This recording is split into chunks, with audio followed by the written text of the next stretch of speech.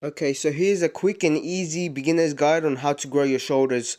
So your shoulders consist of three parts: the front delt, the medial delt, as well as the rear delt. In order to have that full 3D shoulder look, you must train all three heads equally with a particular focus on the medial delt. And I'll tell you guys how to do that in this guide. So let's start off with the front delt. So basically the front delt works in any shoulder pressing movement, such as a dumbbell shoulder press, a barbell shoulder press, or a machine press. Don't also forget that your front delt is heavily involved in other pressing movements such as dips, barbell bench press, dumbbell bench press, basically any type of pressing movement.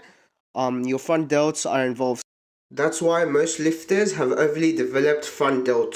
Let's move on to the next part of the deltoid, which is probably the most important one, the lateral delt. So the lateral delt works when you do any type of lateral raise, such as dumbbell lateral raise, machine lateral raise, or cable lateral raise. Personally, I prefer the cable lateral raise because I feel it much more in my deltoids.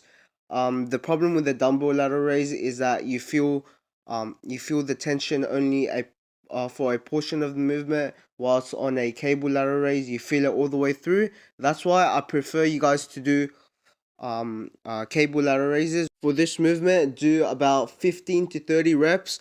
For this one, just use lightweight and go for higher reps. This part of the deltoid is probably the most important because of the fact that big lateral delts, if you have a lot of muscle on the medial portion of your deltoid, basically you're just going to have big delts naturally and you're going to be really wide. Let's move on to the last part of the deltoid, which is the part everyone pretty much neglects.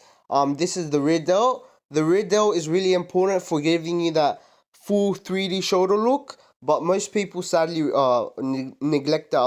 The only movement that you need for the rear delt is the pec deck fly.